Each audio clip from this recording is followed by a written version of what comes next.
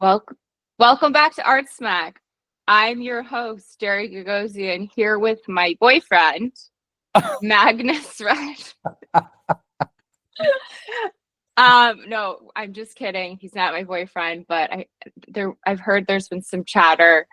If you were going to be anyone's boyfriend in this situation, you would either be my brother's boyfriend, my my brother's girlfriend's boyfriend, or my mom's boyfriend. Um, since my whole family has a crush on you, Magnus. Thank Um, you. Thank you. And hi, everyone. Thanks for listening in. And good to see you again, mm, Gilda.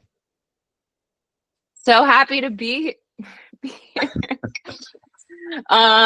What have you been up to? It's been a while. I think on my podcast description it says that it's like a weekly art podcast. I really just need to change that to whenever I feel like it.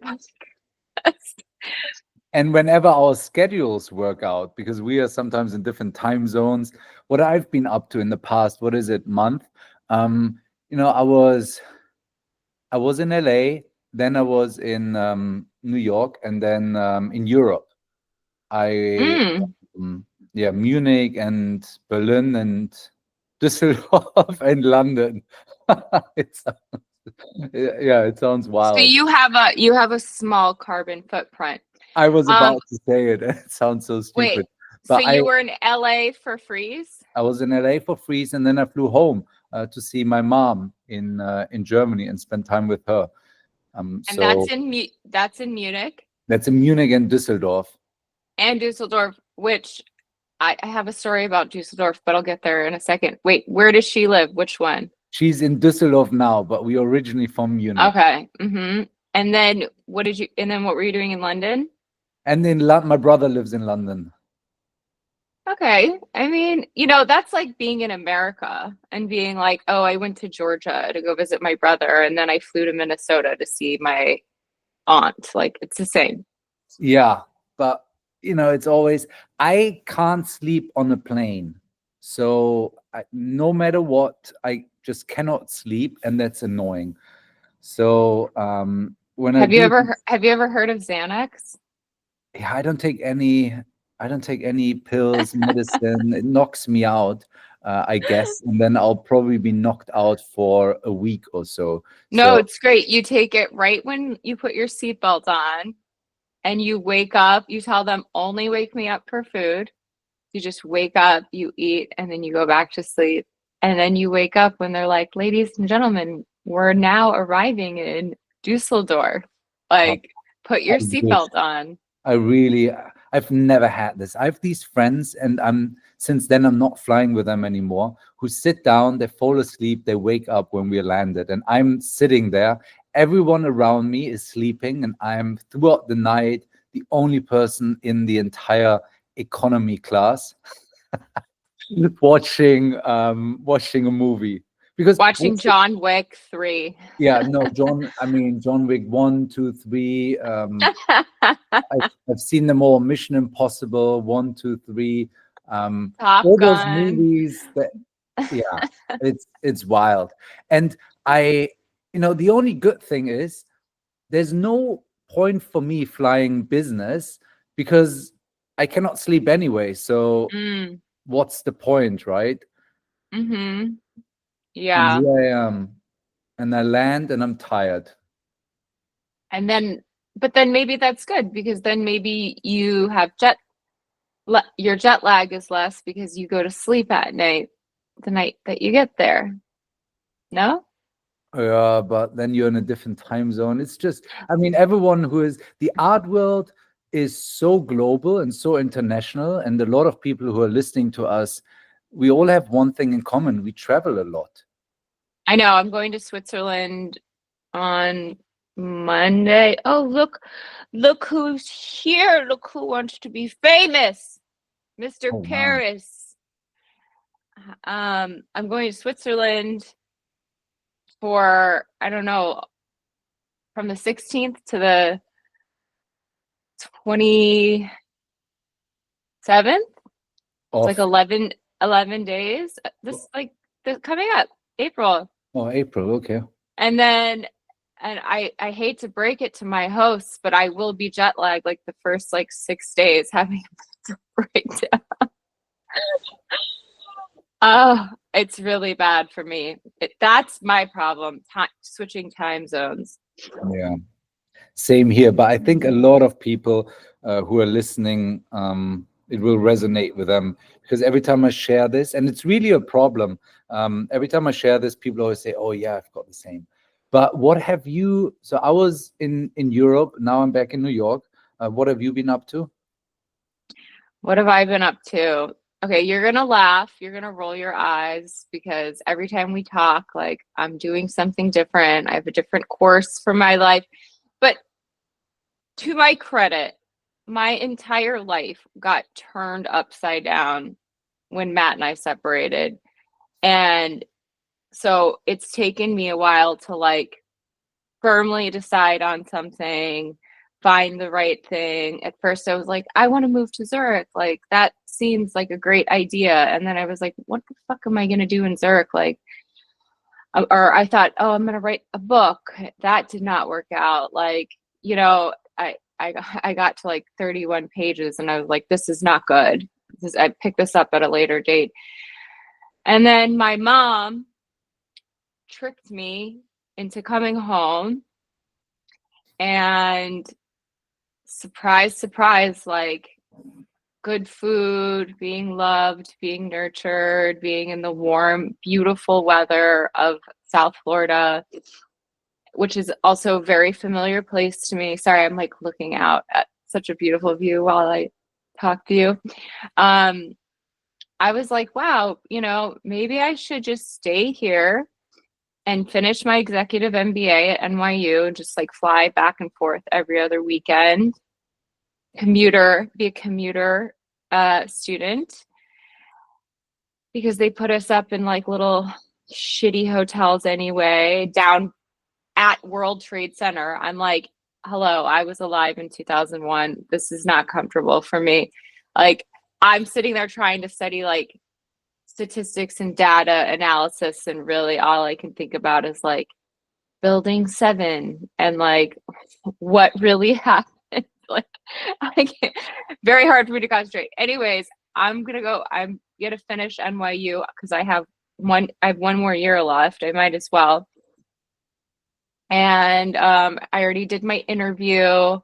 They're very happy to have me back in the program. I'm like, I know that they are probably happy because I probably check some demographic box for them of like creative creator, woman, entrepreneur, whatever. But I'm also like, I was probably the weakest link at NYU when I was at NYU.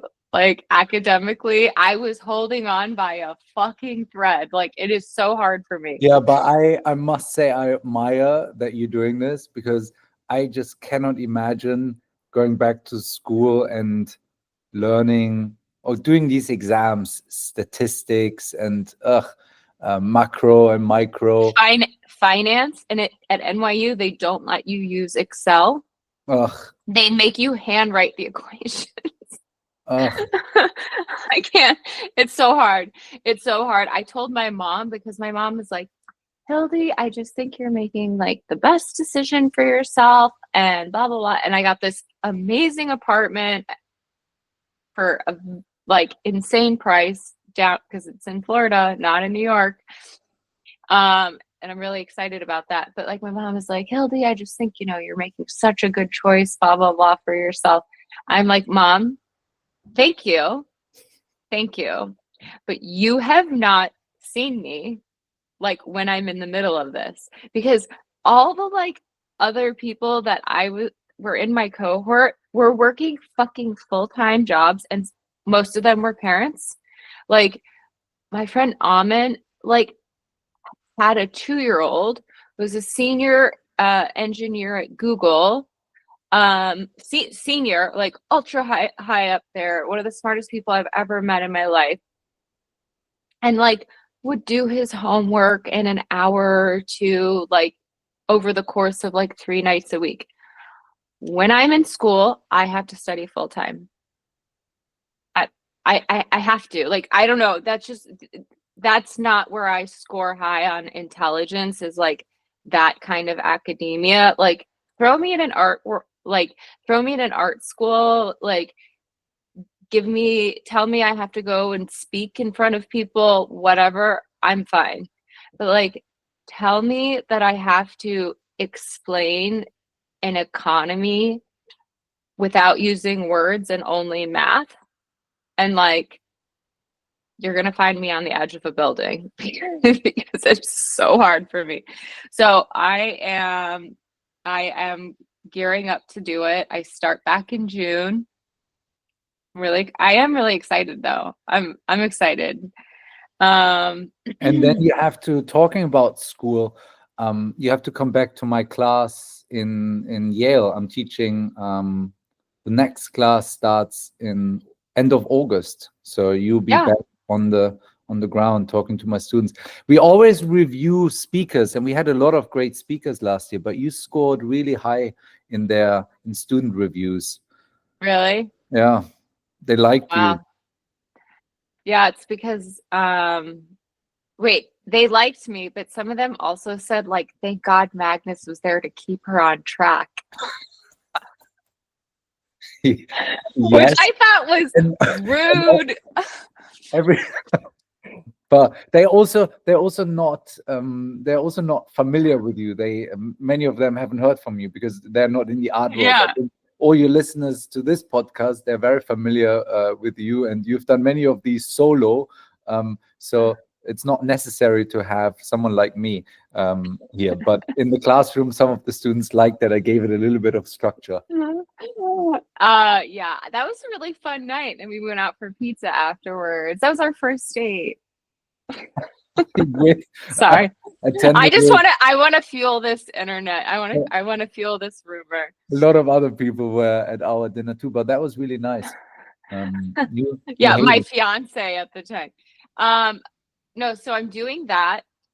I'm also doing something kind of interesting, and maybe because you're German, I feel like German people are just much more advanced on like health than America. Obviously, like, look at us, like we all have diabetes and we're all like obese and whatever.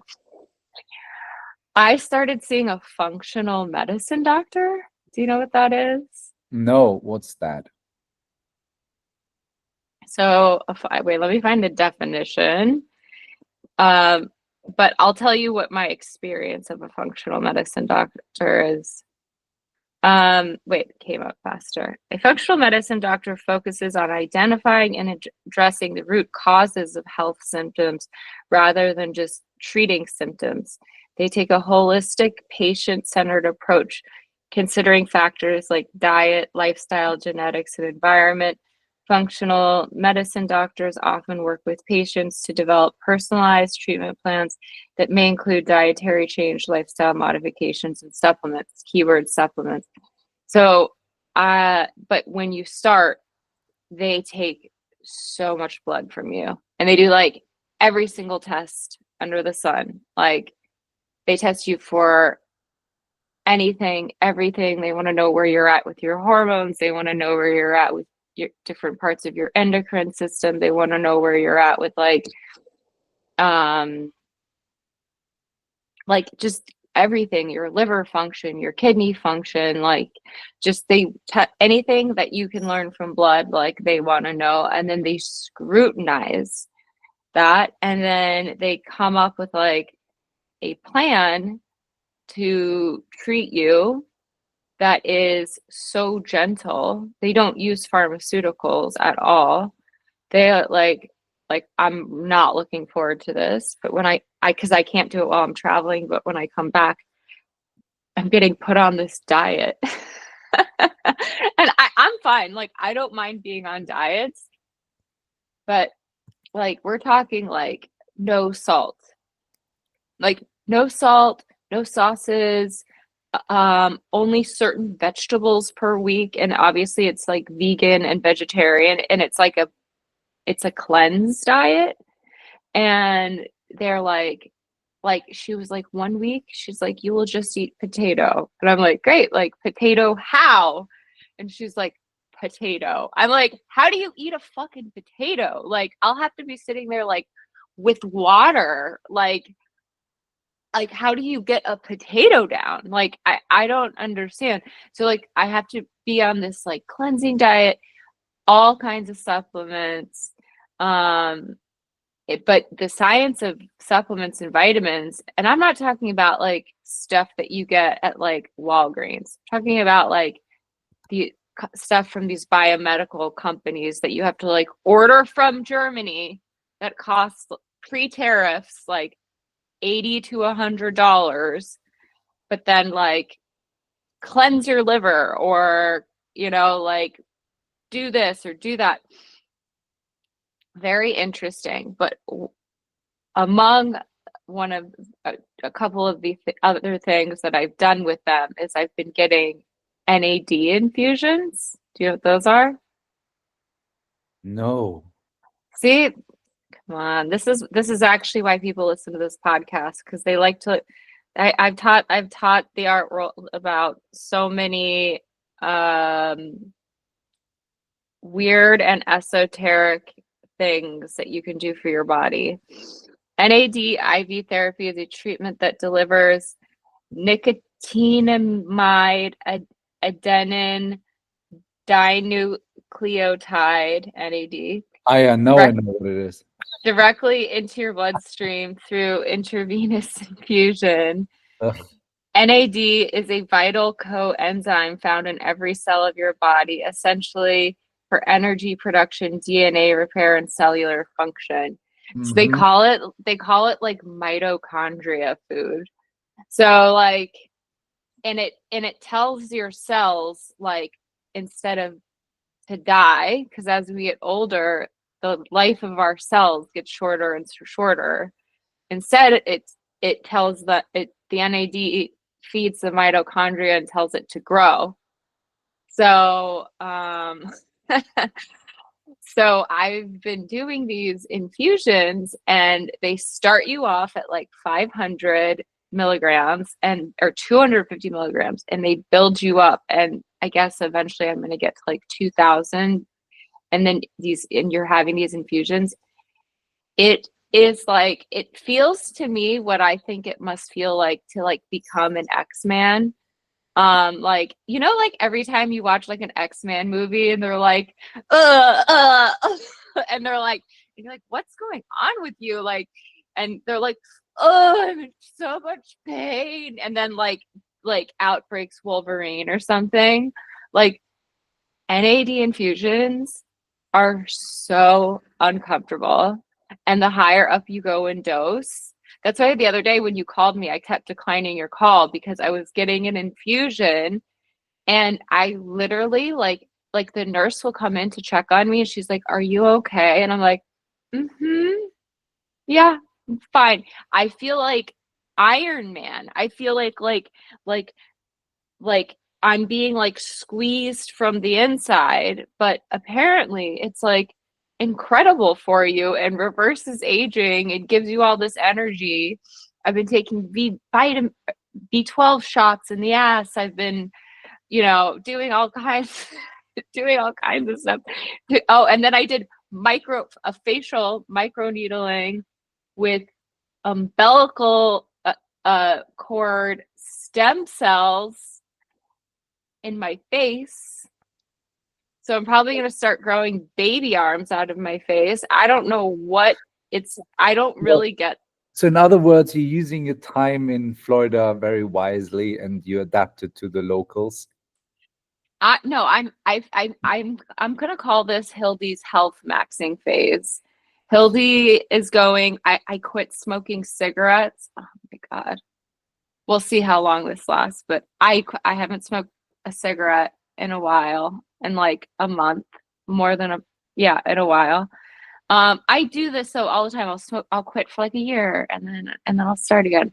But yeah, I quit smoking cigarettes. Obviously I never stopped working out, but yeah, I'm using my time until school starts. Well, actually travel starts next week to Switzerland first, because I'm going to do the Basel Tourism Board trip, and like without the annoyance of the fair, I'm going to just go and like learn about the city and learn about Switzerland. Obviously, I'm deeply curious. They're also going to send me, I think, to St. Moritz, and they're going to send me to Zurich. So, like, boohoo. For me, my life is so hard. And then I'm coming back, and then I'm going to go to Turkey for 2 weeks to get a hair transplant because I'm balding. No, I'm just kidding. And I've been getting these messages from people who are like, "You're coming at a very very bad time. Like, there's problems with Erdogan again, and like blah blah blah." And I'm like, you guys, with all due respect, the last time I was in Turkey, I was there when like, do you remember like the Taksim Square riots happened? It was like against Erdogan, the like prime minister that just keeps being a prime minister. I was there for that then too. I must have an attraction to Turkey when Erdogan is like kicking up the hornet's nest psychically, because here I am going back So there. you're not going to Switzerland during Art Basel? I'm not sure. This will be a good segue. I don't know. I'm not, well, first of all, like, if no one's paying me, and it's been made clear that for under the current administration, I'm not welcome. Oh, by the way, I heard this. I thought this was hilarious. On April Fool's Day of last year, I said, when I grow up, I'm going to be the CEO of Art Basel. And I posted that on Jerry Gagosian. And apparently it really upset people at Art Basel that I posted that. I'm like, oh my God, you guys, really? Like, I don't know, like every year I have to go, like it's such a hassle to get a first choice ticket, such a hassle to get like a press ticket. I'm like, at this point, I believe I'm a known quantity in the art world. Like, perhaps just send it to me. Like, not to be like egotistical. It's not an egotistical thing that I'm saying. Like, I'm saying this with like all due respect. Like, and if you want me to come and you want me to write about it, you want me to cover it, if you want me to engage, invite me. And they haven't been inviting me. So obviously I'm not welcome. And then luxury's down. So I don't have any brand sponsors knocking at my door. I have all these people that are like, I had somebody this week that was like, will you come and speak during Freeze New York? Like, we've assembled this incredible panel. Or somebody else in Germany, I won't say where or who, asked me to speak, and I was like, sure, but this is my fee, and you'll need to fly me, and you'll need to put me up in a hotel, and you'll need to pay for my transportation to and from the airport. Like, this is work, right? You're paying for me to come and work. Like, well, actually, we like don't have a budget. Like, we were just hoping, because like we have such an incredible panel, that you'd like want to come and be on it. And I'm like, no. And so I had to say to this person, like, with all the love in my heart, I don't work for free. Like, love you. No. Talking about that, I'm always surprised to see how much free work is required from participants in the art world. People who work in galleries, they're heavily underpaid. It's such a job, and they really don't make a lot of money. Artists, same thing, don't make enough money. And art advisors, also same thing. Art advisors are required to do so many things. They're the entertainment program. They're there to schedule all the restaurants, hang out with them socially, be nice, talk about art. and introduce people. yeah, at the same time do business, organize the transport, buy the works, negotiate. Art advisors have to do so much, and they are required by their clients to do so much for such little commission. And no wonder, really, no wonder we had these incidences where a lot of art advisors have been in legal trouble, and it's always the same. It's because of financial reasons, because they're just not paid enough for their service. So they realize that, they agree to stupid deals, and then they come up with their own deals behind their client's back, which then leads to clients getting annoyed and suing them. Obviously, Yeah, but that like, didn't you just hear what you just said? Like, I mean, particularly as it focuses on art fairs, because you asked me if I'm going to Art Basel. yeah. Like as you just said, it sounds to me like no one can actually afford it. Like, most art dealers can't afford it. Most of the gallery staff can't afford it. The gallery's putting it on the gallery's credit card. The art advisors probably can't afford it. The, artists that are going, unless they're super, super tier, blue chip, and they don't go to art fairs anyway, they can't really afford it. Like no one can afford it. So then why the fuck do we keep Art doing fairs, this every 5 minutes? yeah, I've been writing an article on this, and we spoke about it in one of our podcasts in Art News, where I say, hey, art fairs, they present themselves as being the savior of galleries, but the truth is they are not, especially the big ones. I mean, there are art fairs like the Affordable Art Fair or the other art fair that are actually, they are not charging their galleries and their artists so much. And artists and galleries can leave with a profit. So it's worth it, even after the deduction of the costs, because the sale-through rate is exceptionally high. Clients, it's a very clear pitch. Clients come, everything is offered for less than $10,000. You come in, you take it from the wall, you walk home with it, you pay, fine. The gallery can put up the next work.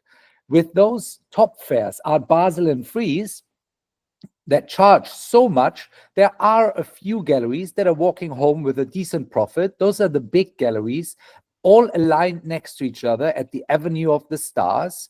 And everyone else, the further you go away from the Avenue of the Stars, the harder it gets. These galleries participate in art fairs, in those top art fairs, because it's for reputational reason. However, our industry just doesn't allow to invest in reputation and brand, because margins are so slim and costs are so high. And that's the problem. And let's talk about it. Let's talk about the Art Basel report that just came out 2 days ago. So the Art Basel report. But wait, before we start, do I have your consent to make this an informal video? Because my parents aren't awake yet, and I'm still at my house. So I'm in my bedroom, and I just feel like, I want to get comfortable for this conversation. So I'm gonna just lean back here in my bed. I'm fully clothed, and let's just have this conversation, because I got my 2 little cats. Look, sleeping right next to me. So is it okay? Like, are the optics okay if I just, do this right here? Yeah, looks good. Okay, great. Keep So going. let's talk about the Art Basel report. It's called Art Basel and UBS report. It's prepared by Claire McAndrews. She's an economist from Ireland, and she's been doing it for probably 20 years. Initially, she did it for TIFAF, the third fair in the triumvirate of the top fairs. It's Art Basel, TIFAF, and Frieze. She used to do it for TIFAF, and then Art Basel lured her over to write the report under their brand. Now, the good thing about this report is that it has been prepared by the same person, so the methodology is really helpful, right? Because the methodology is the same consistently, so you can actually, it allows you to compare year after year. Now, before we go into the results and the findings of this report, I think 3 things are worth mentioning. First thing, this report is kind of the Bible for everyone who writes about the art market. in the sense that this is the one report that allows you to really get a sense of where is the market going. Is it going up? Is it going down? And since so many years that this report has been done, it allows you to compare it to 10 years ago and 15 years ago and so on. The second comment is that this report is sponsored by Art Basel and UBS, two major. Seems like a conflict of interest, but like, what do I know? There we go. So this report is quoted everywhere, really everywhere. Every time it's released, every major newspaper writes about it. Every pitch deck that I've seen about the art market always quotes these numbers. It's really, as I said before, it's kind of presented as the truth. However, what we forget is that it's sponsored and paid for by Art Basel and UBS, two major institutions with a vested interest in showcasing the strength and also sophistication of the global art market. That does make the data invalid, but it does make it, let's call it, curated.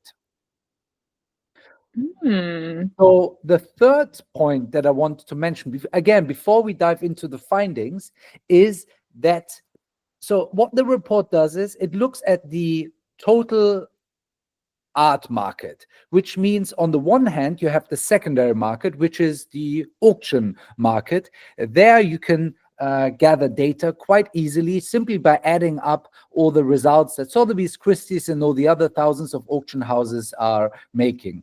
Claire McAndrews is getting her data from Artory. So they do a pretty sophisticated approach there. I would say it's pretty transparent, little room for negotiation there, simply because the data is public. However, the second part of the report is about the dealer, the gallery market. And as we all know, the dealer and gallery market, the primary market as we call it, that's very private. So there are no public reports of the income of galleries. We don't know how much revenue Gagosian Gallery and Pace Gallery and the gallery on the Lower East Side or the gallery in Munich or whatever are making, because these are private companies. So what Claire McAndrews does is she relies on surveys. These surveys are being sent out every year. They're anonymous and self-reported.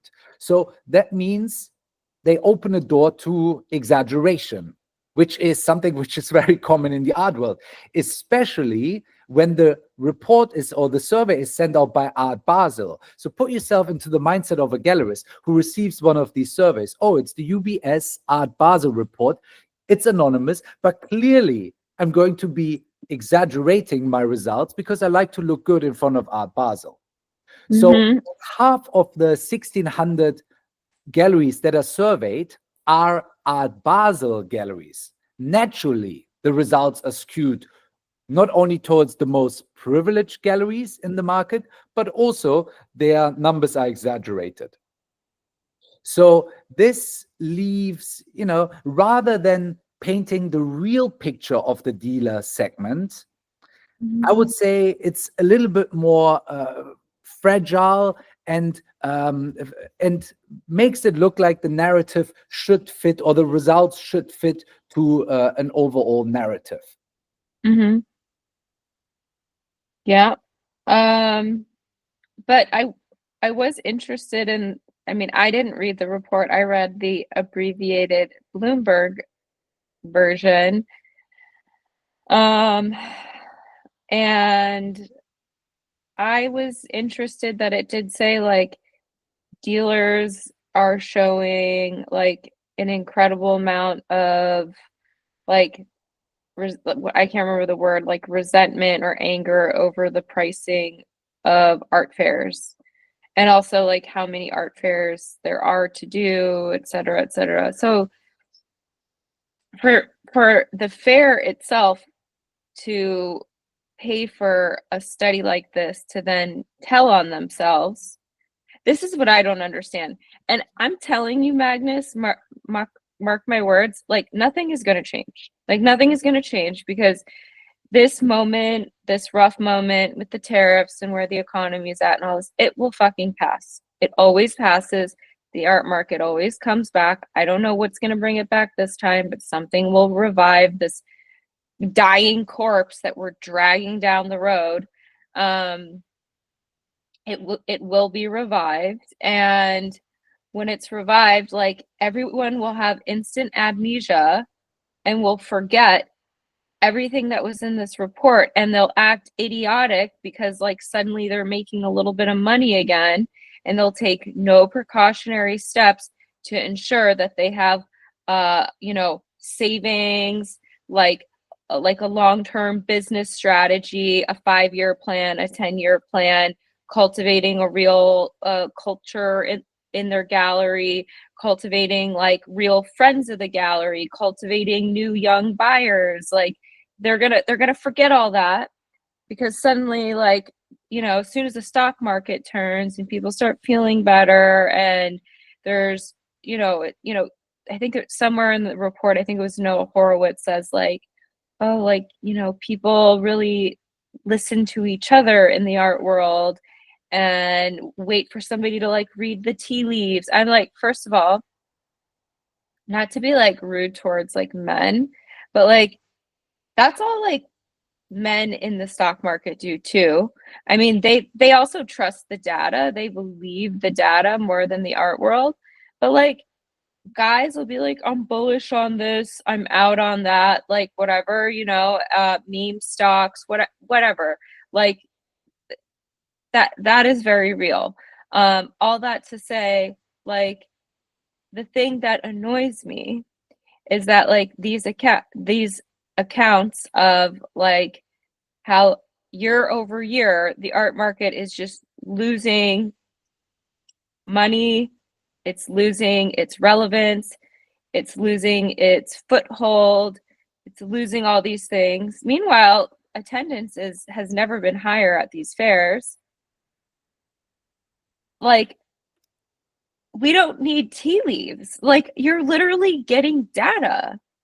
And like, I don't know that much. I'm like a 1-year business school idiot, but like, who was forced to do a lot of math in micro and macroeconomics.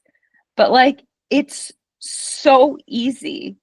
Like, you can actually do very simple calculations, and it's not even predictions that you come up with. It's this: if you do this plus this times this, delta that, divided by this, like, this will be your outcome for this period. Now solve for the difference of that for the outcome that you actually want to have. And it's like, nobody wants to solve for the problem. And these reports keep coming out. And I mean, I think what Claire does is awesome. I've heard her, I don't know, on a podcast before. I think I DM'd with her before. I was like, I like that. I like women who, take the lead on like big issue things in the art world. But like, okay, so these reports come out, and then what? Literally, and then what? Like, what? I've been trying to send, I have something like going viral in the art world, which means like, 4,000 people liked it. Lol. But like, I said yesterday on my Instagram, like, if I owned a gallery that was an emerging or a mid-tier gallery, I would not do any art fairs for the foreseeable future, because the math is not there. The economy is not there. We're about to go into a very serious trade war with China. That has nothing to do with tariffs. That has to do with Trump, and his like little cozying up to Putin, making Putin less of like the enemy as a sort of strategic way to shift attention towards making China, the enemy. And it's going to be a soft war. It's going to be a trade war. Like, we as the consumers are going to feel this. And if we are in fact taxed 128% on all the products that come from China, like, guess what? People are not going to be spending the kind of money that, you know, these art fairs And charge, and no you one will be able mentioned, to afford to do them. yeah, you mentioned the right point there. You say, hey, art fairs are too expensive. Galleries probably shouldn't go. Here is how the Art Basel UBS report portrays it. And again, it's the UBS Art Basel report paid for, sponsored by Art Basel and UBS. They say, hey, you know, and we talk about the findings, but I like to talk about this one point, which is how biased the report can be at times. So the report says, hey, you know, art market is not going so well, but 31% of the dealer sales comes from art fairs. So art fairs are super relevant. Clearly, right? Art fairs, Art Basel, super relevant. Now, when you take a look deeper into that number, and you look at into the methodology of who is being surveyed, you find out that of the 1,600 galleries that have been surveyed to come up with this number, 700 of those are Art Basel galleries. Which are those galleries at the top end who made it to Art Basel? And So do you think there's like a paranoia that it's not really anonymous? So then people are like, oh my God, I loved Art Basel this year. It was so great. Love the customer service at Art Basel or whatever. Yeah, of course. Of course it is. So the 31% only makes sense because the sample set that they're using is stacked with galleries who prioritize or who are you know, at the top end and who can afford to show at Art Basel. It doesn't really represent the reality of those thousands of smaller and regional galleries who cannot or participate at Art Basel or other fairs, because for them the reality is very different. Their sale doesn't come from art fairs. It comes from, you know, direct relationships, people who walk into the gallery, online platforms, and so on. So again, this just supports the point. While the report says, hey, art fairs are so relevant, the truth is it only paints it really shows only a snapshot, and it's a heavily filtered one. Yet the report is still relevant, and I have a lot of respect for Claire, who prepares it, because it gives us a sense of where the market is going. So let's talk about a little bit of these big findings. One is the art market dropped last year. It dropped by 12% to 57 billion. Now, this number, what does that mean? That means all the players in the art world combined, Christie's, Sotheby's, all the auction houses, all the galleries, Gagosian, Swerner, and so on, combined, their revenue is 57 billion. It sounds like a number with a lot of dots. To put it in even into larger context, FedEx's revenue, let's take a look. I always like to quote them. FedEx revenue 2024 is 87 billion. So all the players in the art world combined make much less than one company in the logistics space. So the artists that are listening, I know we take ourselves very important, all of us, you, me included, everyone, all the gallerists, all the art fair people, everyone, auction house people, but we are really not even combined as big as FedEx. So next time you see a FedEx employee, these guys are bringing more revenue in. Yeah, if they have FedEx stock, they definitely are probably richer than us too. I also like to cite, I mean, I know luxury is down a little bit this year as compared to 2023 and 2022, when I was like looking at the confirmed data in 2024.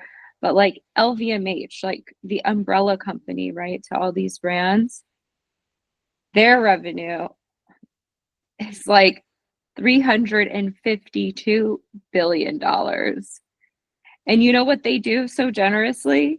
Like they even like count art in their like they sell art within like their, foundations or stores or whatever.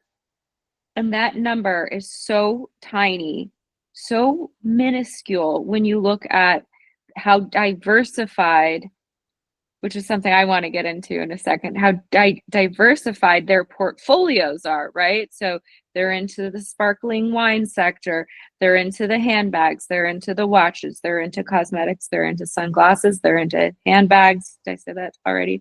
They're into clothing, they're into shoes, they're into high end, mid tier, low end, they're into all of it.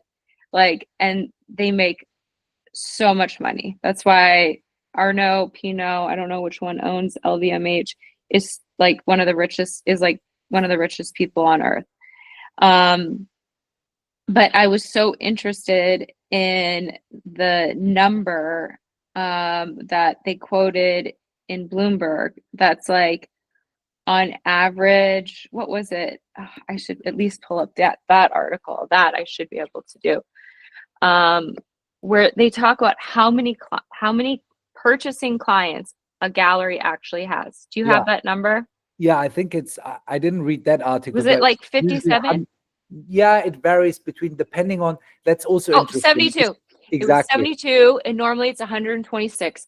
And I was thinking about it. What is interesting, Hilda, is the smaller the gallery, the more clients it has. The larger the gallery, the less number of clients it has. So that's also something I find very interesting. Small galleries, they hustle, they have all these clients, they run after every client. However, these are not consistent clients. They don't buy. They don't stay. Exactly. They don't say they're first-time buyers. While those big galleries, they have a smaller group of clients, but they just pay and buy more. Mm-hmm. Sorry, I interrupted. Mm-hmm. No, so I was just thinking about it. I was like, okay. And actually, my old business partner brought this up to me. I love him, Derek. Oh, in the long run, he was much smarter than me when we had the gallery. But I thought I knew more because I came from the art world and he didn't. But I just remember one time he was like, Hildy, he's like, I'm not going to argue with you about like how we do this because I know that you're the one coming from the art world and I'm not.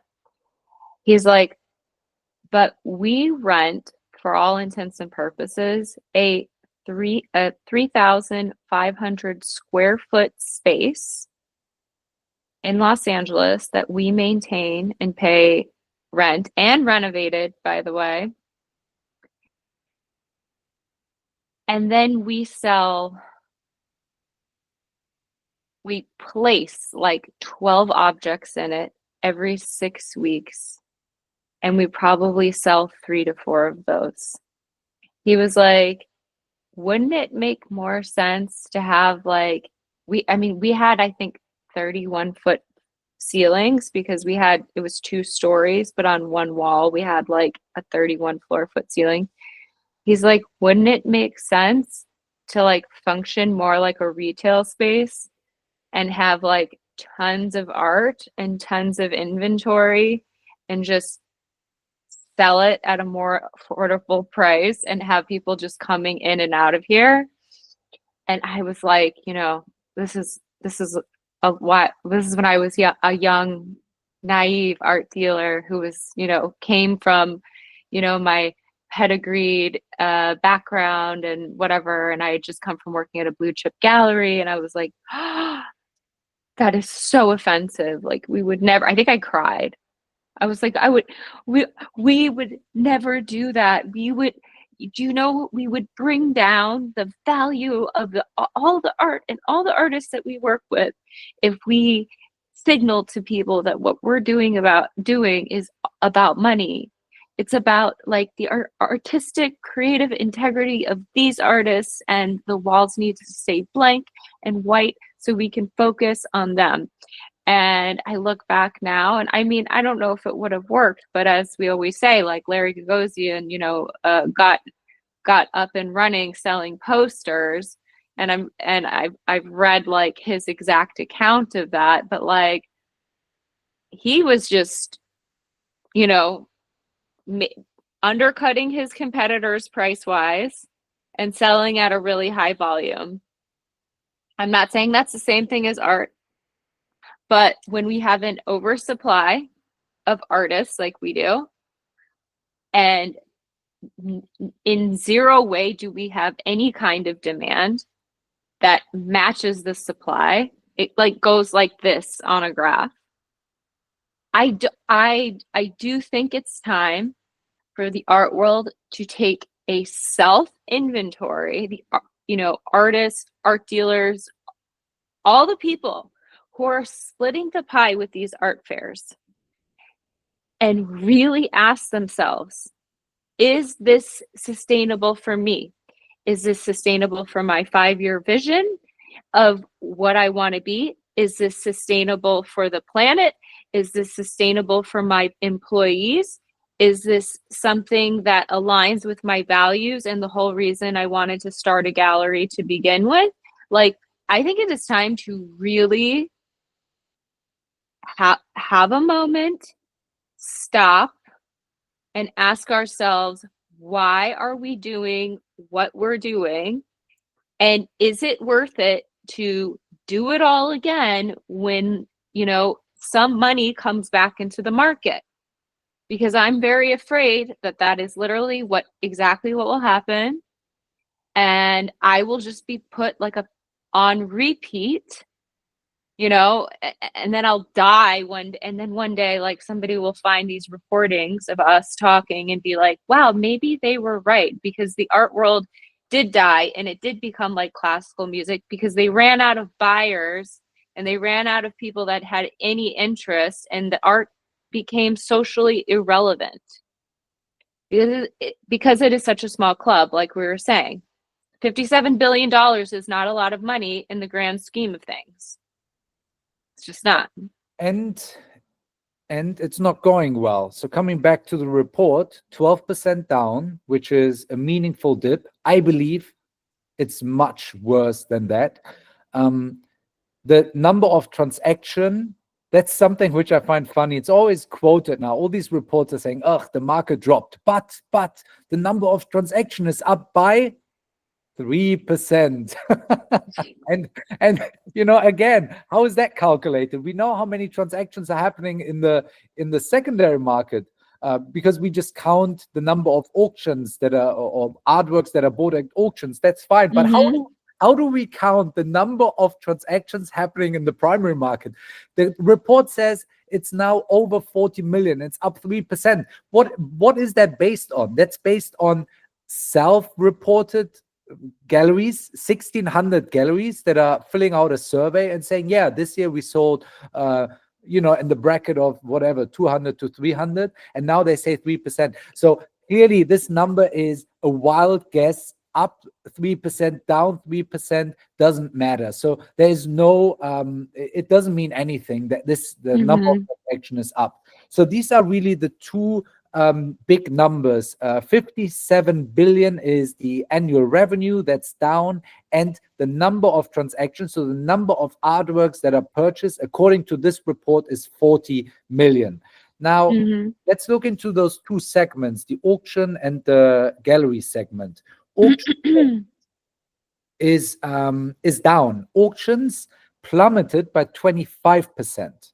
So auctions down, Christie's, Sotheby's, 25%. And the higher end segment is down by 45%. And when high end, I'm talking about 10 million plus. So whenever you wanted to sell a work 10 million or plus, that was a tough year last year. However, private sales that these auction houses are doing is up by 14%.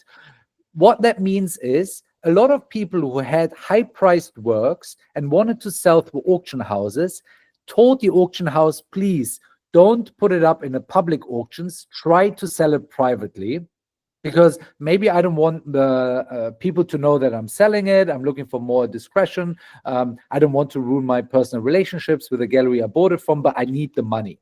So private sales has been on the rise now for 5 years consecutively. And the dealer market, well, I spoke about it before. The dealer market, the numbers are a wild guess. According to the numbers here, it's down by 6%.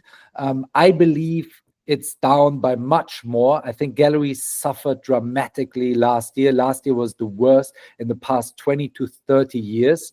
The report also claims that there was some growth among smaller and mid-sized galleries. So, there is, which means there are people who are still buying, but if they're buying at the lower end segment. And the last data I'm throwing at you is from the 55, 57 billion, half of it is done in the auction market and half of it is generated through the gallery and dealer segment. Mm-hmm. So far, the numbers. Mm-hmm. And my brain just goes to again the pie. I'm like thinking about the pie, and as somebody who I think my natural inclination will always be for the artist first. I'm an artist, so it's like I'm selfish. I'm biased towards the artist. I'm like, okay, if you just said like the market, the whole market that is reported here, half of that is the auction house, right? Artists see nothing from that, right? Artists see absolutely nothing from that. Then if you're talking about what dealers are selling on their behalf, if dealers are then reliant on a substance called art fairs in order to sell at least 33% of their annual sales, that pie gets cut even more once again. And so then you just have to think like the artists are absolutely the ones on the losing end of this whole market dynamic. And I think that, listen, I'm not an economist. I'm not you. I'm not a data scientist. But I'm just kind of like an idiot who's hearing all of this, and I'm like, wait, this doesn't sound like a fair deal for the artists whatsoever. Which brings me to sort of what I said on an Instagram live yesterday, which some people watched, which is like, obviously we've been talking about price corrections in the market, but selling one $500 painting is better than selling zero $15,000 paintings. Selling one $2,000 painting is better than selling zero $30,000 paintings. Like, and whether it be artists doing it through their own channel, like, listen, most artists don't even have contracts with their dealers, right? Their dealers can pump and dump them at their discretion. And I think so long as there is not a binding legal marriage where galleries have to, nurture this artist's career long term or for, a stated period of time within a contract, even if it's 5 years, whatever, I think it is completely fine and completely fair that if artists want to sell out of their studio while working with the gallery, I kind of think they should be able to do that. Some people would say, oh my God, that is like such bad advice. Like, you're going to bring down that artist market. No, fuck that. Those galleries have zero allegiance to you unless you are performing among the demographic of collectors that they've cultivated.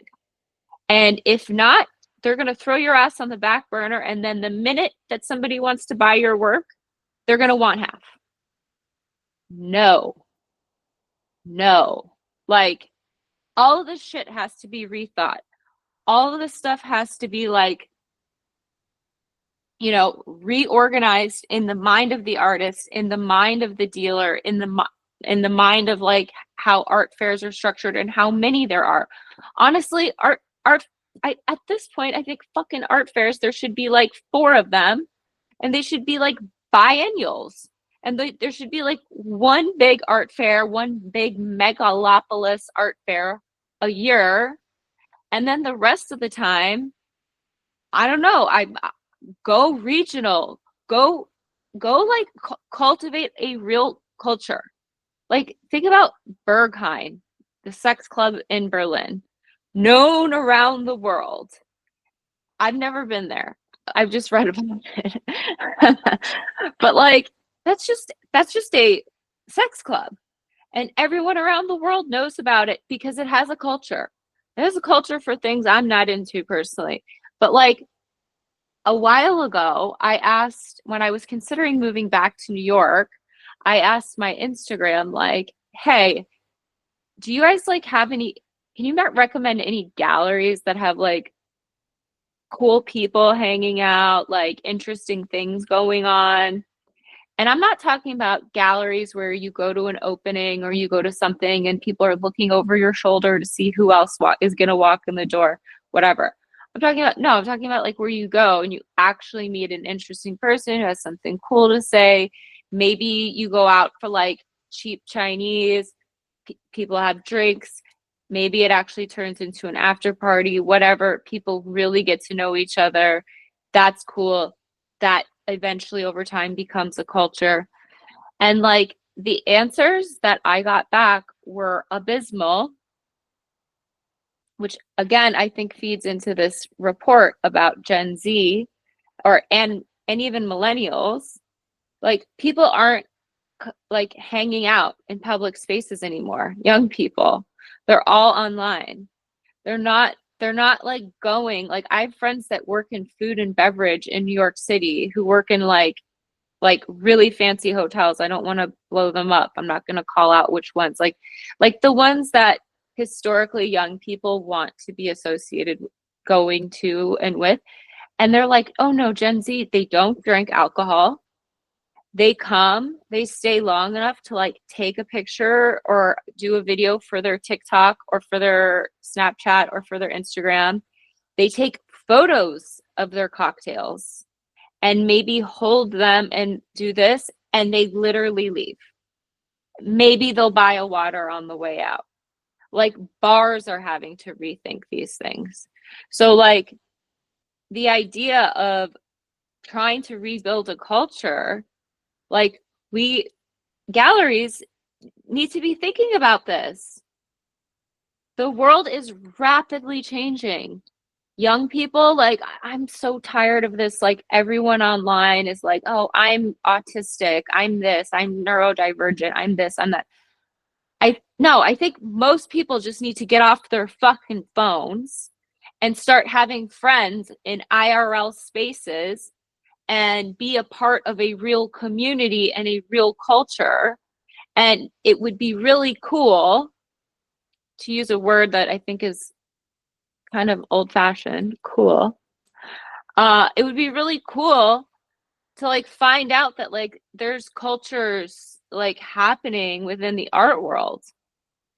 Because I don't really think there are, besides the like alleged orgies that, you know, certain galleries have, which, you know, I have yet to see for myself. I would love to see. I mean, I guess orgy culture is a culture. But like, you know, I went to so many Art Basel parties last year, all the ones everyone wanted to go to last June. And I was like, this is it. This is it. I'm in the party. And you know what the party is? Like, a bunch of people who don't like each other, who are talking over and through each other and making the smallest of small talk in the most shallow end of the swimming pool. Like, it's so fucking boring. It's so not interesting. It's dissident in terms of interests. Like, it's just like, am I going to Art Basel this year in June? No. That's the answer. I tried to say it nicely before. Now I'm saying it just, in real talk terms. Like, no, I'm not going because like it's too policed. The language is too policed. The like, oh, like the art world mafia, which is real, by the way, folks, like is real. Like, oh, like this artist, like I can't talk about this, and I'm having dinner with this family and this collector, but I can't say who it is because, you know, breaking the secrecy or like talking about like things like would break these precious seals that these artists think that they have with these people that, I'm sorry, will pick you up and put you down the minute they are bored with you, unless you're making them money. Yeah, I agree. You know, the market is down. It's not going well. Artists are struggling. Galleries are struggling. Art fairs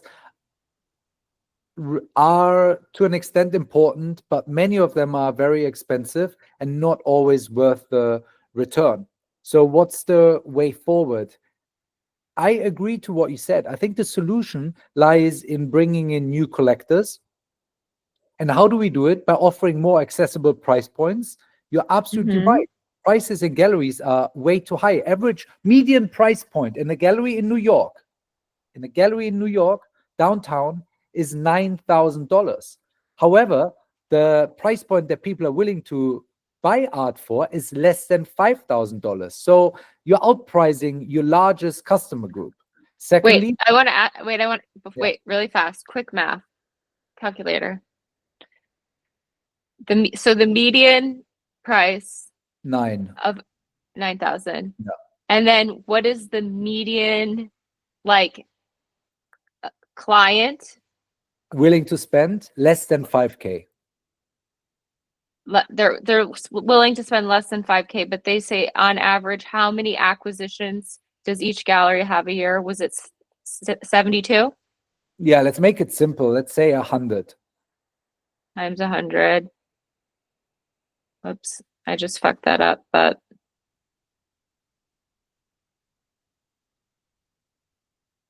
okay, so that's almost $1 million. That's $900,000. What did you just add up? You said 100 acquisitions? I just multiplied Yeah. $9,000 times, I'm gonna take the number, I'm pretty sure it was 72. Okay. That's $648,000. Yeah. Now think about, okay, one really good senior director, how much money do you think that they make in an art gallery? 110. Because they make commission, hopefully. So Yeah. now we're going to subtract 110,000 from that. Okay, then you're left with $500,000.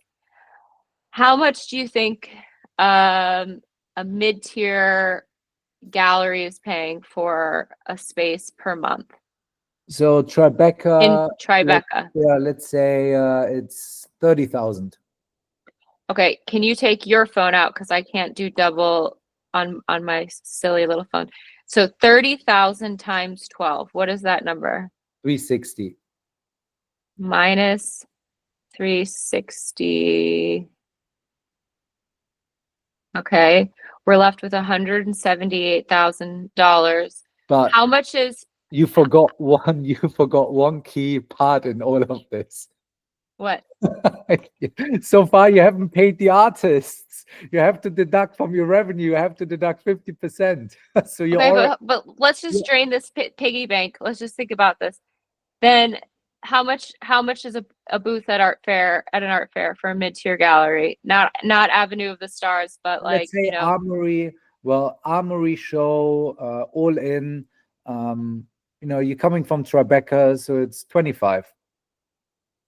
Okay, Small so booth. minus $25,000. Okay, then we need to pay our admin, and they need to make their admin. We need two of those. We need two Zoe and Chloe's minimum. Yeah, but however, in the gallery size that we are talking about right now, the $9,000 median,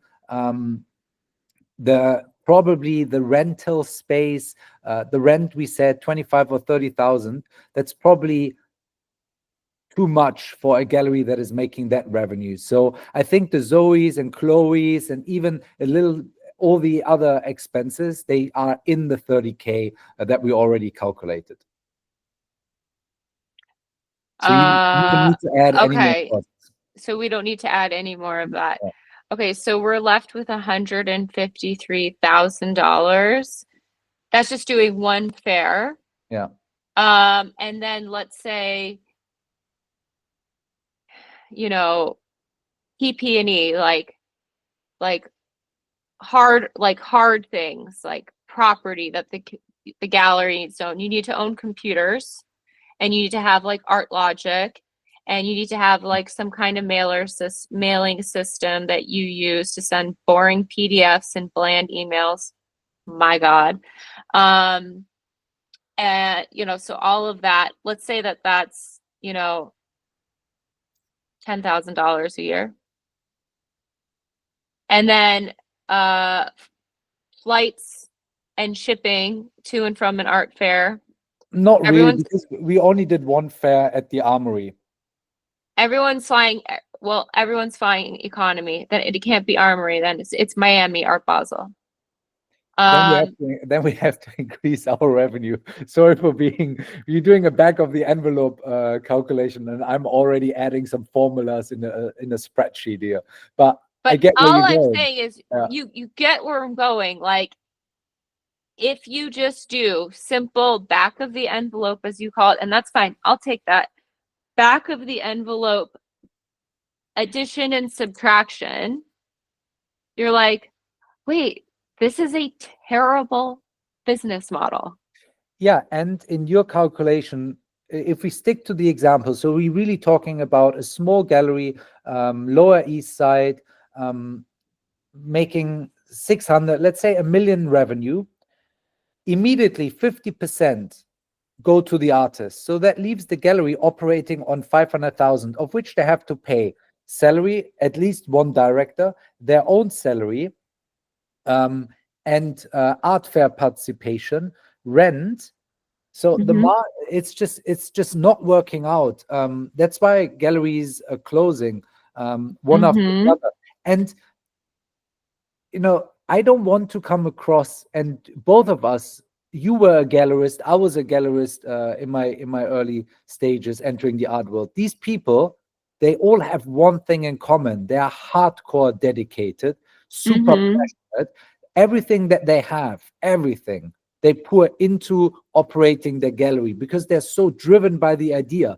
However, what they forget amongst all of this is that they're all going after the same type of clients, but these clients are already being served by the top galleries. I'm not going to your little dinner in the Lower East Side. I'm going to Gagosian's dinner if I'm a big at Masakapa or whatever the fuck. I'm a big fan, because they have the better parties, and they're gonna have celebrities there, and whatever. They're all going after the only way that this whole market can grow, and I really believe in its potential. I really believe that it can triple in size easily because the people are already there, but we need to cater to those people who are there but who are not buying yet, and they are afraid to buy. What we have to do is we need to make price points more accessible. We need to lower prices dramatically.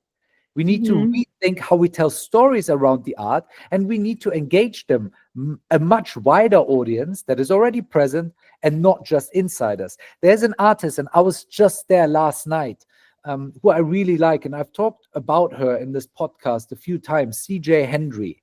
I think she is a great example because she connects directly with her audience.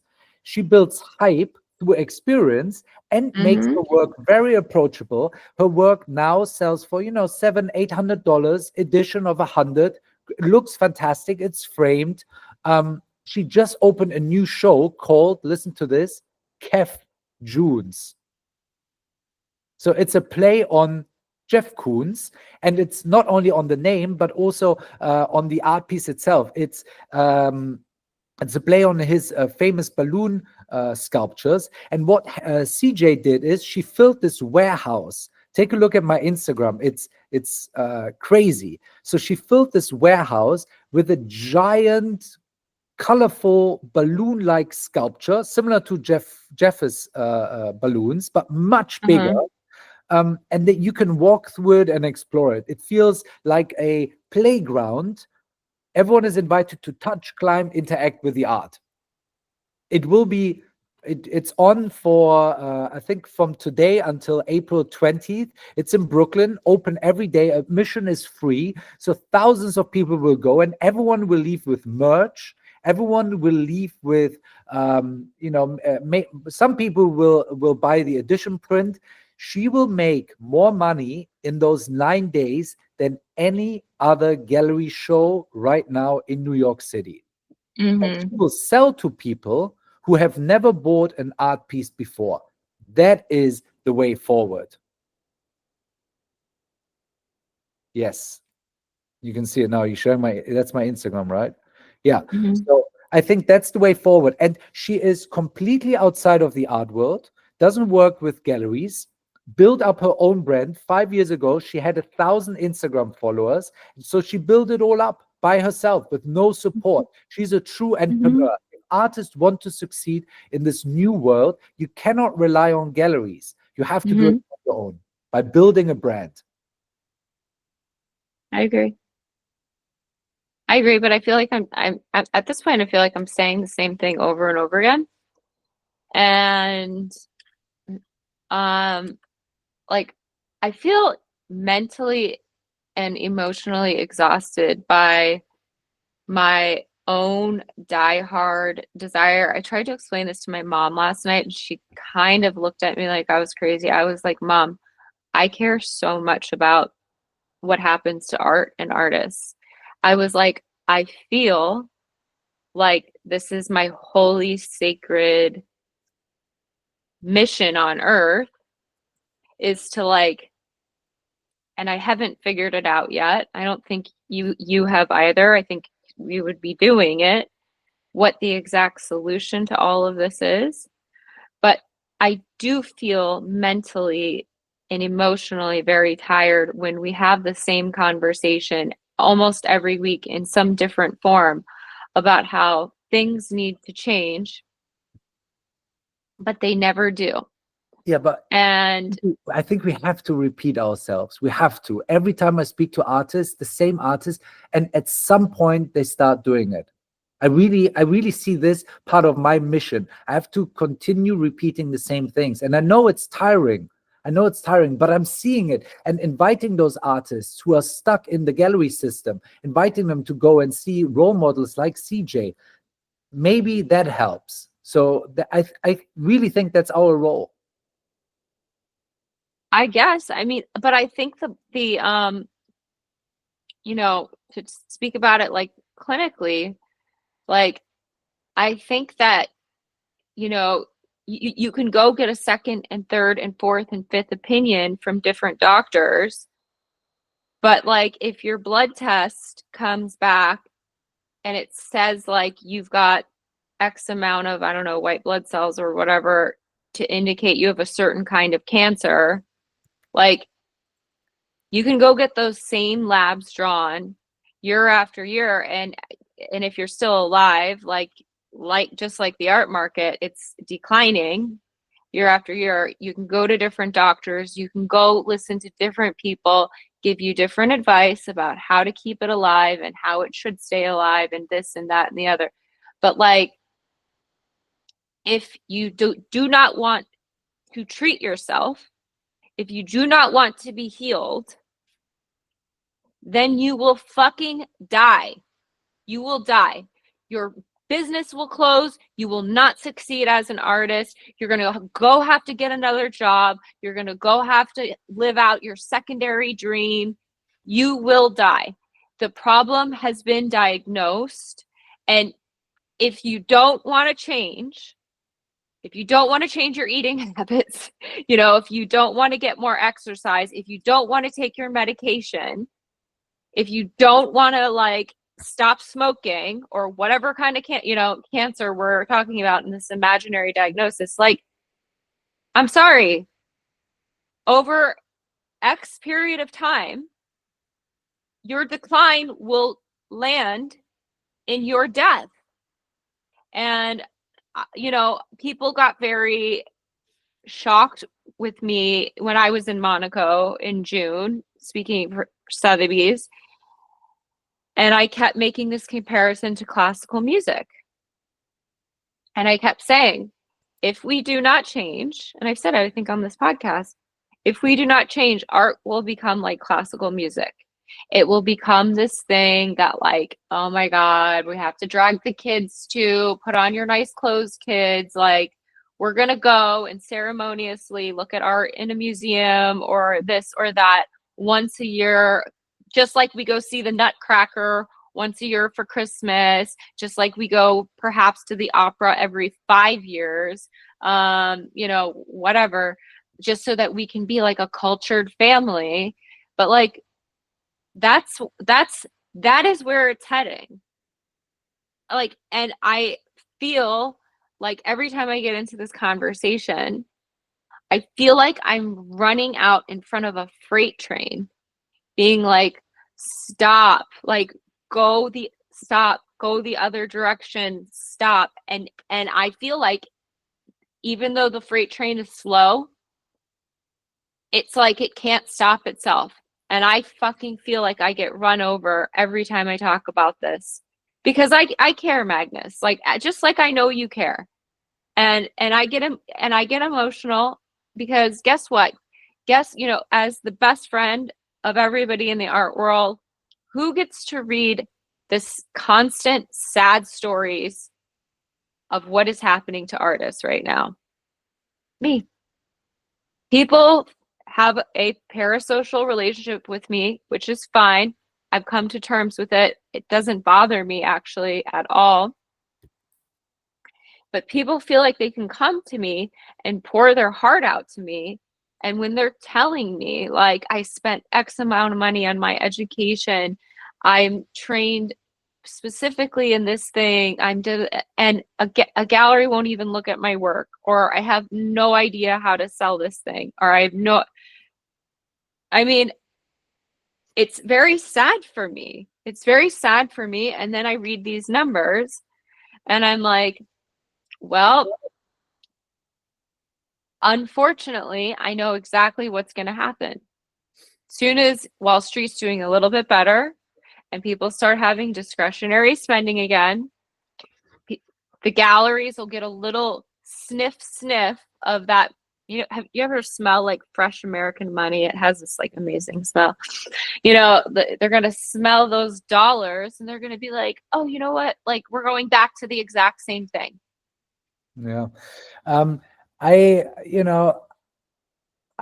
get it. I see some artists who understood it and they can serve as role models. CJ is one of them. Kennedy Yanko is one of them. I think Kennedy understood really well that she needs to create a brand, that it's more than just creating artworks and selling them in galleries. She merges fashion industry with art. She started her own podcast. She is she has a podcast. Yeah, she is ambassador for a couple of brands. So she really wait, what is her podcast? I know, I have to find it, search it. Maybe she hasn't released it yet, but I was in a studio a couple of weeks ago and she was recording. Maybe I wasn't supposed to say it. Sorry, Kennedy. But I'm sure it will come out soon if it hasn't come out. Oops. Anyway, she probably has an amazing, less shrill voice than I do, and she'll probably. Yeah, you have a great voice. She also has a great voice. But what I really think is great, her current show at Salon 94. Have you been to Salon 94 on the Upper East Side? Of course. It's just it's the most beautiful gallery in New York. It's probably in the world. Probably it's so beautiful. It's so beautiful. And Jeannie is the founder of the gallery. She is cool. She gets it. She did a TV show, I think a Bravo show, The art of making it or something like that, or like where she was casting artists when everyone thought, Bill Powers was in it. Will Powers. Jerry Saltz was in it. Simone Dupree was in it. Like all of those people were who in it. understand that you need to open up the art market, and Jeannie did it. She helped Jay-Z do the Picasso Baby video, which is a great video full of artists, super cool. So Jeannie is super smart. Kennedy is great, and they did a show together in this beautiful space. Absolutely fantastic. Those people who are listening in New York, go and please check out Salon 94. It's absolutely fantastic. And now if I would summarize our conversation today, we spoke about the UBS Art Basel report. We had some criticism. I think it offers a solid overview of the current state of the market, although it leans towards the top tier, with many respondents being somehow linked to Art Basel. But I still have a lot of respect for those people who authored it. And also, hey, UBS and Art Basel, they're spending money on it. It's a marketing tool, but it's still a well-researched study that brings structure to a market. It gives us something to talk about and helps us, especially when we can compare it to previous years. The key takeaway, last year, the market was in terrible conditions. It dropped significantly, not only auctions that are down over 30%, but the primary market too. So all those artists and galleries who didn't do well last year, you're not alone. It was a terrible year for everyone. How do we go from here, and where do we go from here? We talked about this in many episodes.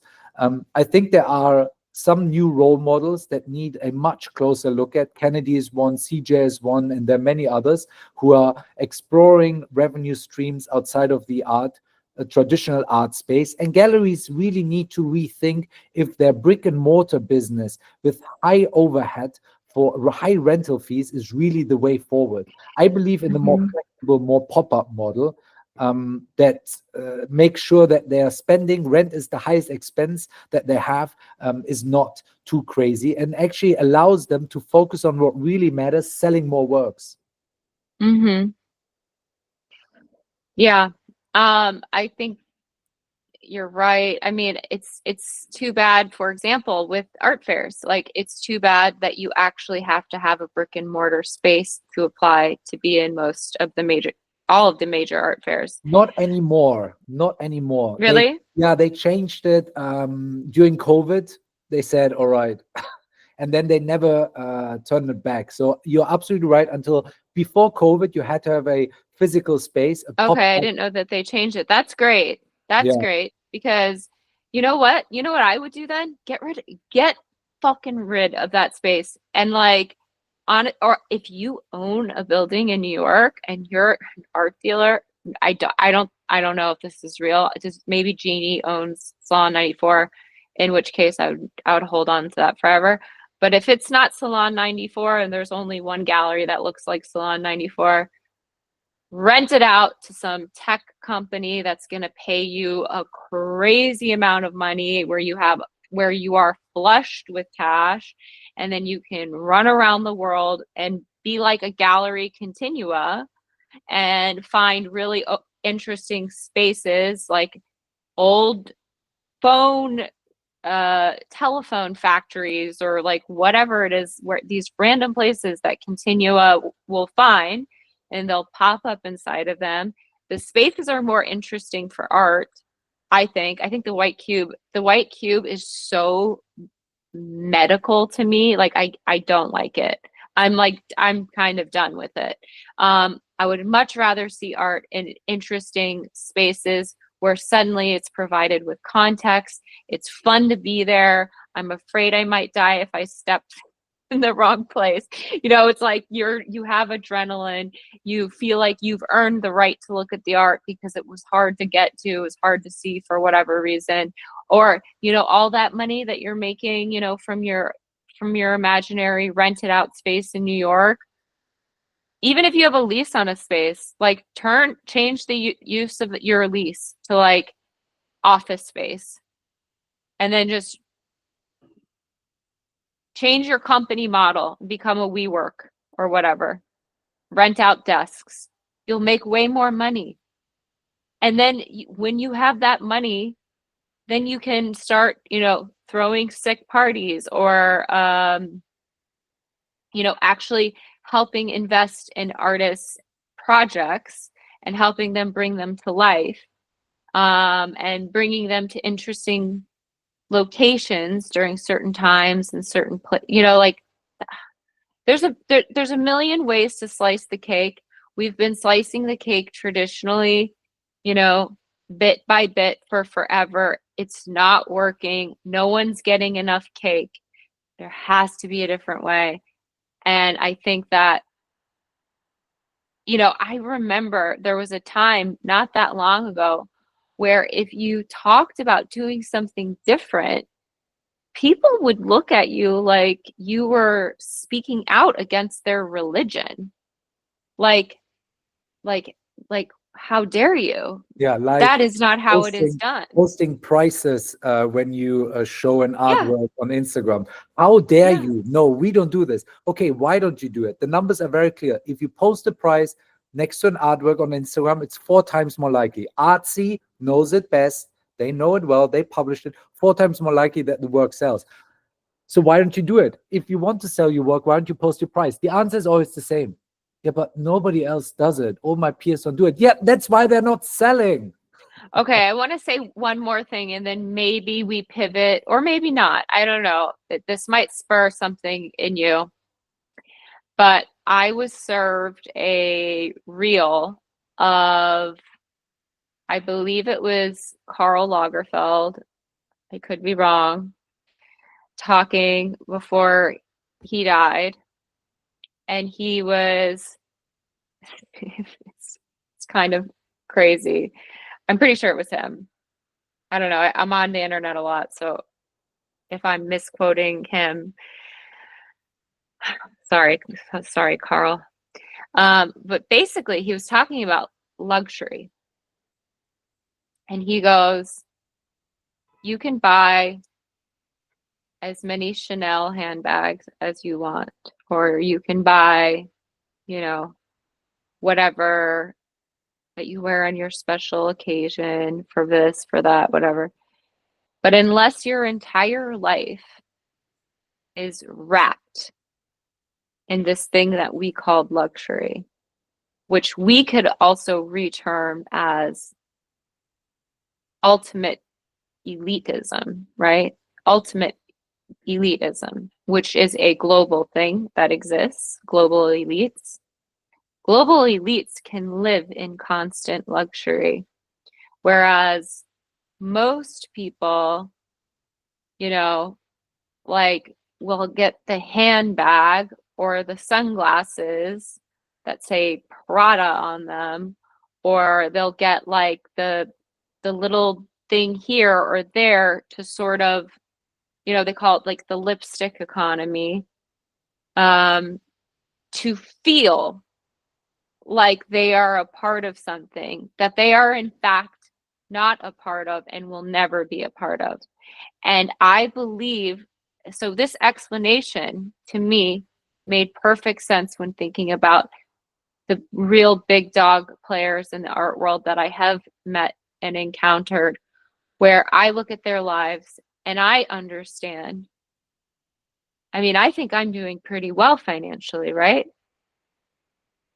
But unless I marry up or come up with some really great idea in the next few months and work for the next, I don't know, 10, 20 years and become like a decamillionaire at the very least, I will never know what it is like to live and be wrapped in complete luxury 24/7. I still have to make my bed. I still have to scoop my cat's shit out of the litter box. You know what I mean? I will never know.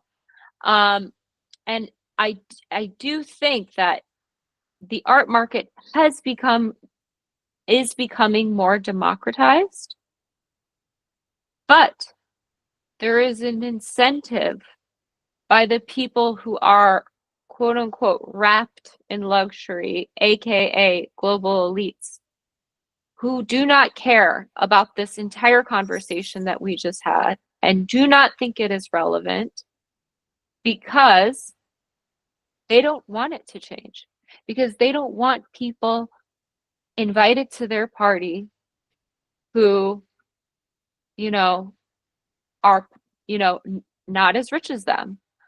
I heard the craziest quote. I'm not going to say who I heard it from, but I was with somebody in Saint-Tropez not that long ago, and they said, "Oh my God, I have to stop coming to Saint-Tropez." And I was like, "Why?" And they're like, "There's too many millionaires here." Like, and then I think they proceeded, I believe, that what they were implying was, I want to hang out where the billionaires are. And like, I just do think that, we are speaking to a middle class or a lower middle class audience. Bear that in mind. When you're on my podcast, that's who you're speaking to, with the rare exception of somebody who works at the Byler who might take their headphones to the gym and they really need to think about something else and maybe they listen. But we are talking to not the elites. And I think there's going to become a real split. Yeah, but we're in talking the art to the market. majority. We're talking to the majority. But I don't think that there's going to be a revolution in the sense that no one's coming for those people's heads. No mega gallery is going to close anytime soon. It's not changing for a certain global elite, but for the mid-tier, for the emerging, for the artists that's still paying off their student loans from the art school that they went to, and all they want to do is be a painter, but instead they have some other job on the side, whatever. That's the majority. Those are the people we're talking to. And I had a really rough night last night because emotions. I'm going through some things, but I didn't end up doing it. I had planned to write something out, which is I was going to try to come up with 50 ideas for ways that artists can make money from their art in 2025 without the help of a gallery. And I can share one. Maybe you can think of one while I'm saying mine. Just one. I was thinking, you know what I would do? I would spend the money, whatever money I had in my pocket, and I would go all in on this. I would pray on my paintings, right? I'd fucking take them out to the full moon.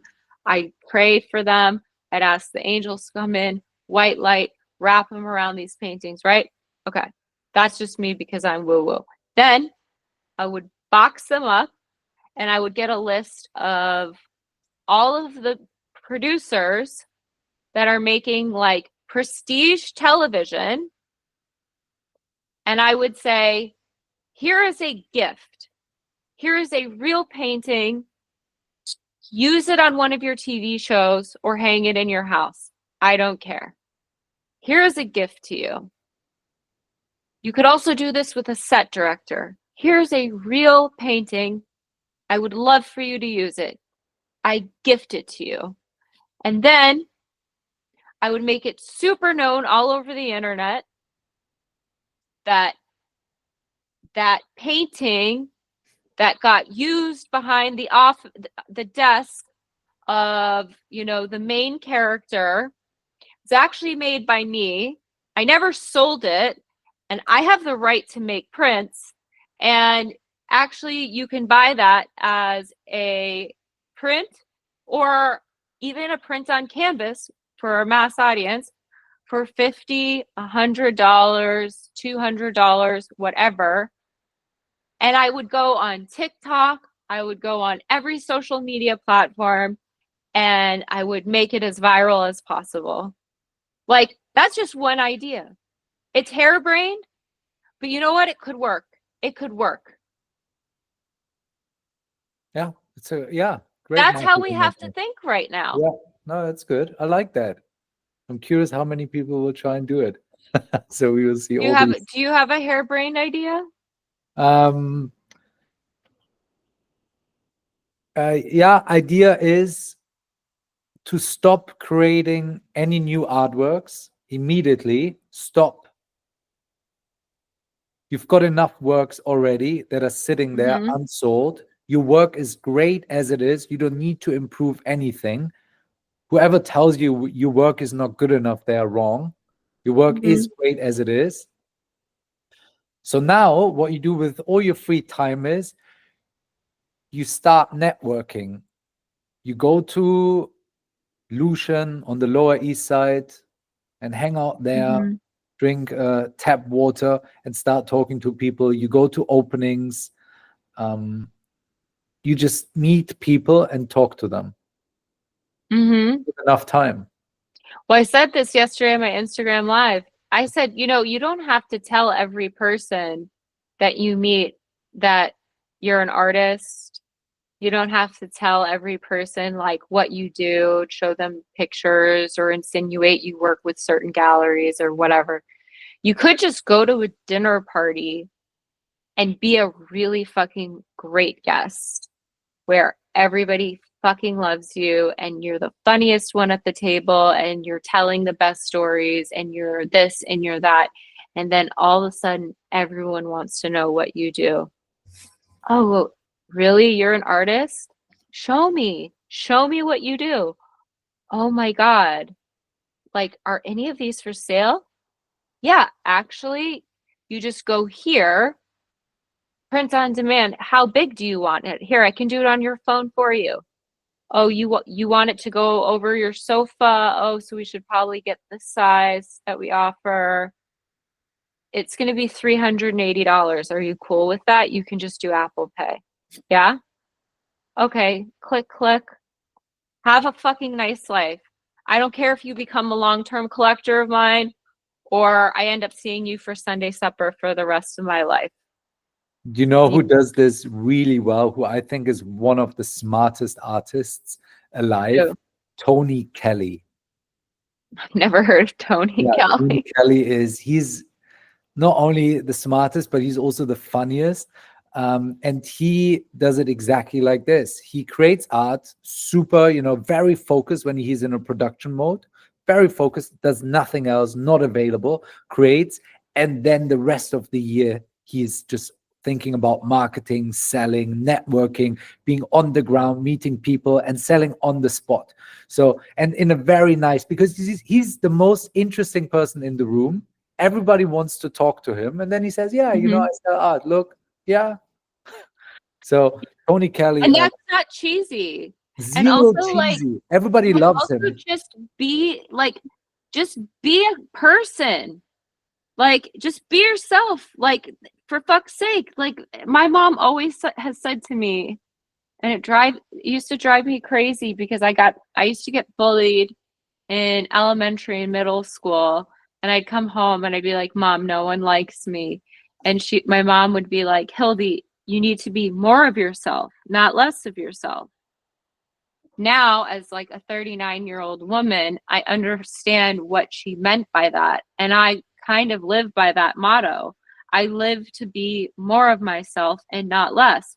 And I think if artists lived to be more of themselves and also like within that required like higher standards for the things that they did and therefore became more innovative because they want to be more of themselves, not less. These galleries, they're some of them, like they're just going to make you less unless you're selling, selling, selling. You're their prize pony. If you're that person that gets like a solo show once every 4 years and you're on some mediocre roster somewhere, and then like you get put in their summer group show, and then like occasionally like one piece gets brought to like TAFAF or Freeze or like Art Basel Hong Kong, and it doesn't sell, but hey, it got shown there. Like, time to start thinking differently.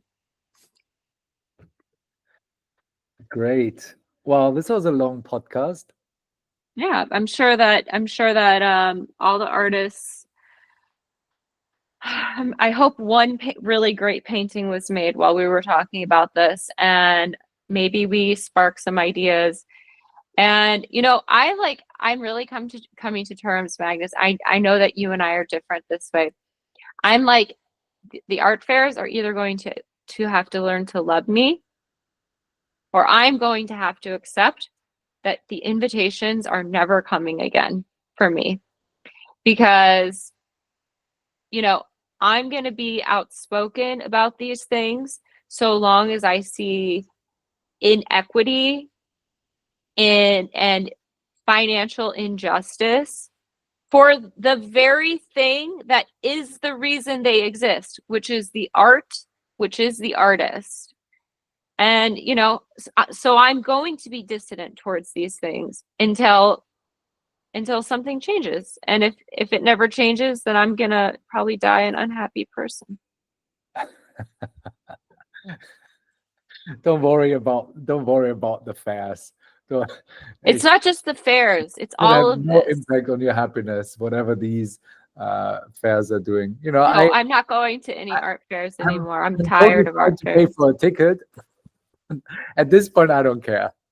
Wait, for those who like don't follow my Instagram religiously, I just want to read yesterday's post. Did you see it? Yeah, I thought it was good, and It's kind of like what we've been saying, and it's kind of breaking my inbox right now. I say, if I owned an emerging or mid-tier gallery and I wanted to stay in business, I would definitely not do an art fair for the foreseeable future. Next slide. Even if they dropped the price or made my booth free, there's still too many costs associated with doing a fair. Think crating and shipping, travel, client entertainment, hotels, flights, and staffing for the whole family.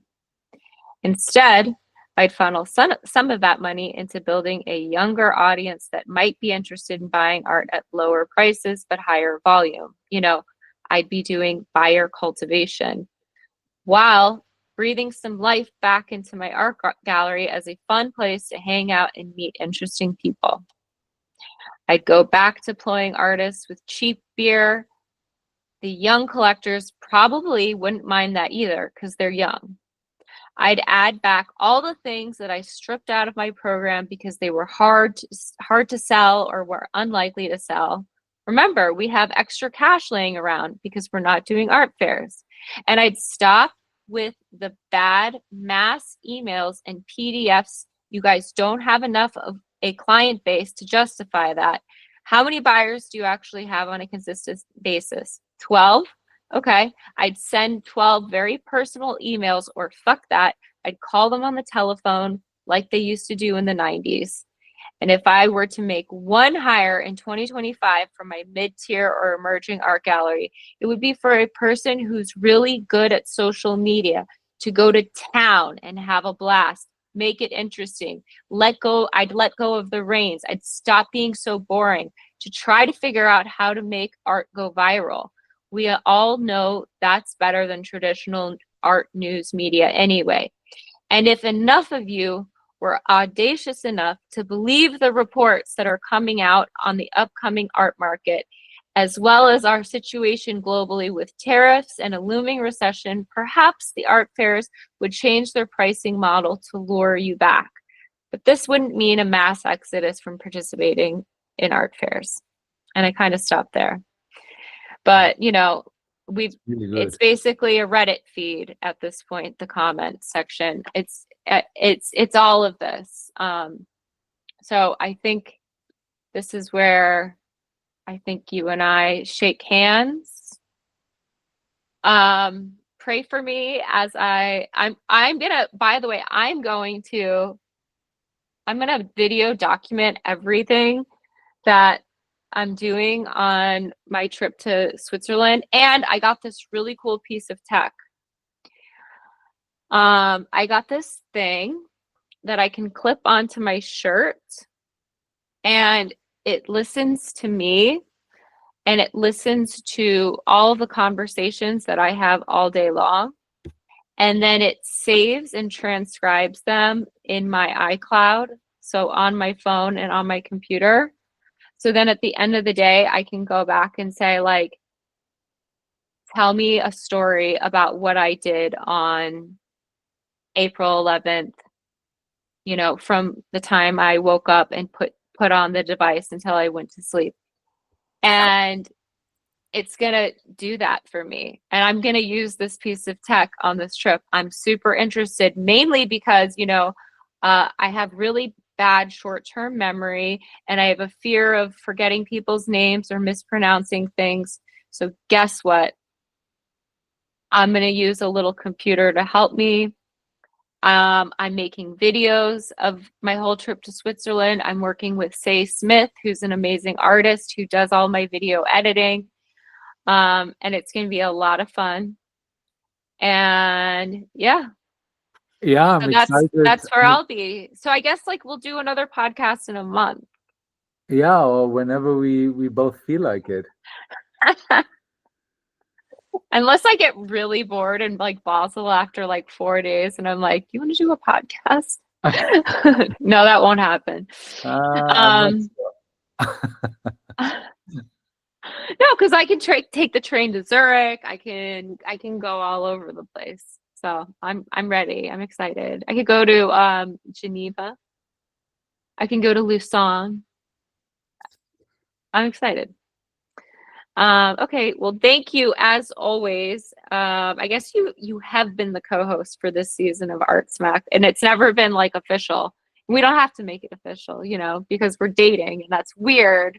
That would be really weird to like also make you the official co-host of the podcast. So, but thank you for always coming on, and I think that you're way more optimistic than me, and it is refreshing when you push back a little bit on some of my like fear slash disdain slash whatever I have towards the art world. So it truly is a pleasure to have you on and your perspective. I thank you. Thank you, and thanks everyone who is still listening to us at this. Oh, there's people at this point, and I know exactly who these people are. They are artists in their studios. So many people came up to me and said, "Oh yeah, I'm an artist. I'm listening to it while creating." So shout out to all of these artists who are now creating the next piece. Stop it. Stop creating. Go out and network. You will see.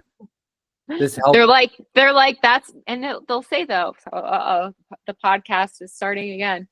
They'll say like, that's not my job. I went to school to paint, blah blah blah. I didn't get a job in selling vacuums, you know. Yeah, but as an artist, every successful artist, and I interviewed so many of them, the numbers are very clear. I wrote a whole study on this. What makes an artist financially successful is the network that the artist is in. It's not the work that you're creating. And with this, okay, let's cut it. Let's end it because it's 2 hours in. See, I told you. Yeah, you guys, we started at 8 a.m. today, and Magnus is like, Hildy, that's so like early. And I was like, no, I feel like we're gonna have a lot to say on this episode. Magnus, name this episode so that I can put it out on the internet. What should it be called? Well, we have to something Art Basel UBS market report. No, boring. Make it funner than that. You should have your clip on already, and then you could ask ChatGPT how to summarize that. My clip is over at my apartment where all my stuff is getting packed for my trip. You'll come up with something. You always have great titles.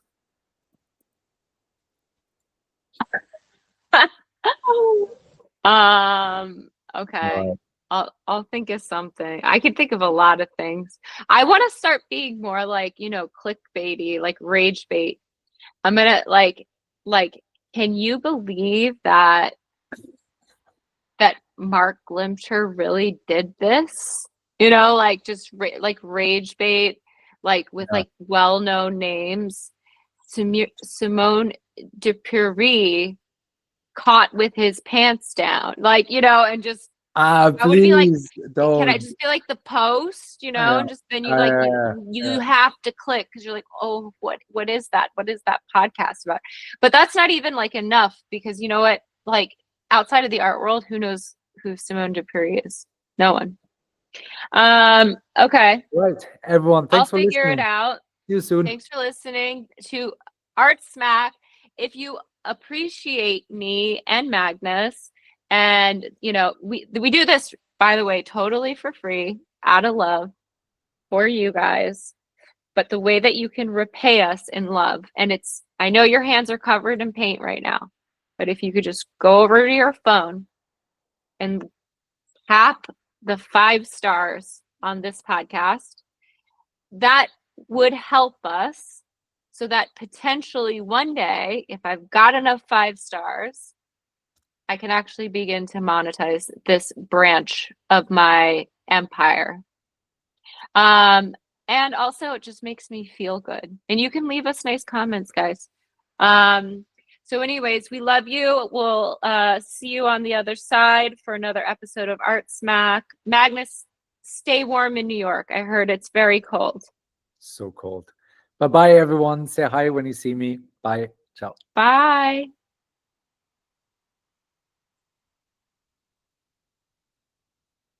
Oh my God. It didn't record. No, it did. It's recording. I can see it. No. No, it's recording. It says it's recording. No. Yes. It's right up here. No. No, it's got to be recording. Don't tell me. I just hit the record button. No, and but it it's said, yeah. oh, stop recording. Yeah. Hold